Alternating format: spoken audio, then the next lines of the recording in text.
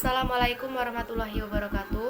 Perkenalkan, nama saya Dea Febrianti. Saya akan menjelaskan tentang pengertian dari RNA atau ribonucleic acid. RNA merupakan suatu molekul polimer yang terlibat di dalam berbagai peran biologis dalam mengkode, dekode, regulasi, serta juga ekspresi gen. Seperti DNA, RNA tersebut dirakit ialah sebagai rantai nukleotida, namun tidak seperti DNA.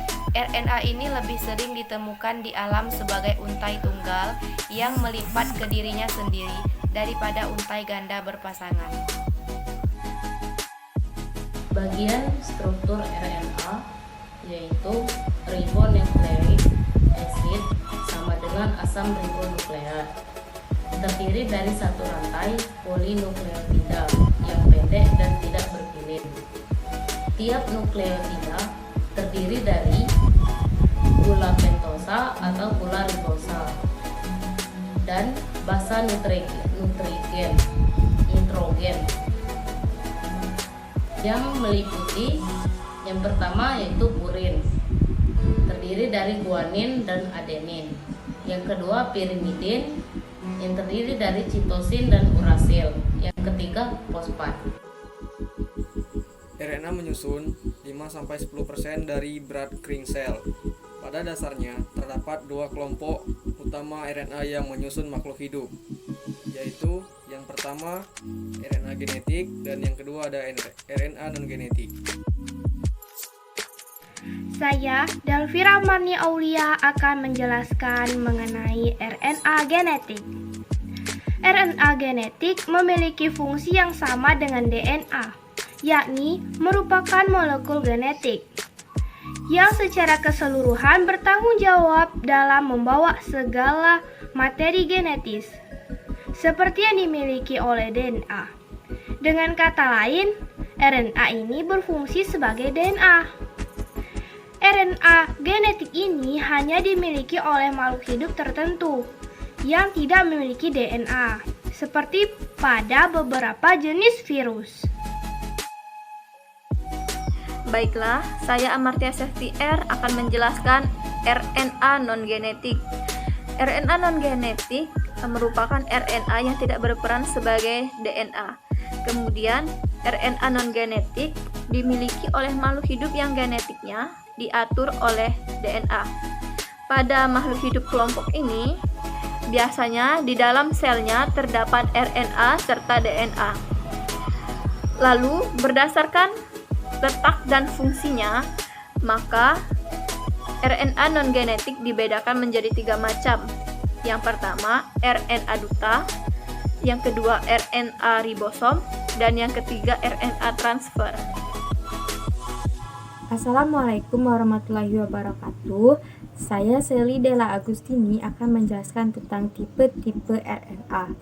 Sebagai bahan genetik, RNA berwujud sepasang pita. Dalam bahasa Inggris, double stranded RNA atau dsRNA. Adanya 3 tipe RNA yang terlibat dalam proses sintesis protein, antara lain yang pertama RNA kurir, disebut dengan messenger RNA atau mRNA, dan RNAD. Yang kedua ada RNA ribosom, disebut ribosomal RNA atau rRNA. Yang ketiga ada RNA transfer atau transfer RNA, disebut juga dengan tRNA. Perkenalkan, nama saya Cempaka Utami. Di sini saya akan menjelaskan ARN duta atau messenger RNA. Yang pertama, berbentuk pita tunggal merupakan RNA terpanjang yang bertindak sebagai pola catatan pembentuk polipeptida.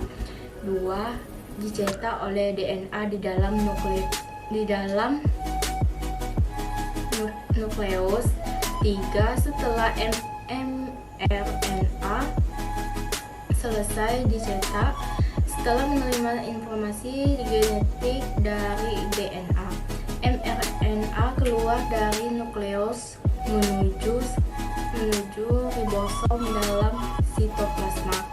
Dalam ribosom berfungsi sebagai catatan untuk membentuk protein. Fungsi utama yang pertama, membawa kode-kode informasi genetik yang berasal dari DNA sebagai kodon ke ribosom. Yang kedua, mRNA juga berfungsi sebagai cetakan dalam sintesis protein. Perkenalkan, nama saya Eni Aprianti. Baiklah, RNA ribosom. RNA merupakan komponen struktural yang utama di dalam ribosom. Setiap subunit ribosom terdiri dari 30-46% molekul RNAR dan 70-80% protein. RNA yang terdapat dalam ribosom meskipun dibuat di dalam nukleus. Fungsinya sebagai mesin perakit dalam proses sintesis protein dan sebagai adaptor atau penyelaras dalam sintesis protein. RNA transfer atau RNAT dibuat dalam nukleus sebelum masuk dalam sitoplasma. Merupakan RNA terpendek yang bertugas menerjemahkan kodon dari mRNA meningkat asam amino yang akan disusun menjadi protein di dalam ribosom. Tiap asam amino memerlukan tRNA khusus. Terdapat bagian yang mengandung 3 basa yang dapat berbeda susunannya dibanding tRNA lainnya. 3 basa tersebut dinamakan antikodon. Antikodon akan berpasangan dengan 3 basa yang terdapat pada mRNA yang disebut kodon. Saya Pipin Kalimavia akan menjelaskan fungsi RNA. Peran penting RNA terletak pada fungsinya sebagai perantara antara DNA dan protein dalam proses ekspresi genetik. Karena peran ini, RNA diproduksi sebagai salinan kode urutan basa nitrogen DNA dalam proses transkripsi. Baiklah, saya Vera Lorenza. Di sini saya akan menjelaskan 3 proses utamanya, yaitu replikasi, transkripsi, dan translasi.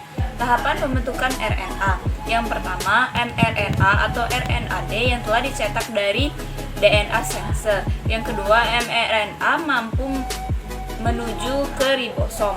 Yang ketiga, tRNA masuk ke ribosom dengan membawa asam amino yang cocok dengan kode pada mRNA. Yang keempat, tRNA dengan asam amino lain, terbentuknya polipeptida, dan polipeptida dilepaskan dari ribosom dan tRNA keluar dari ribosom.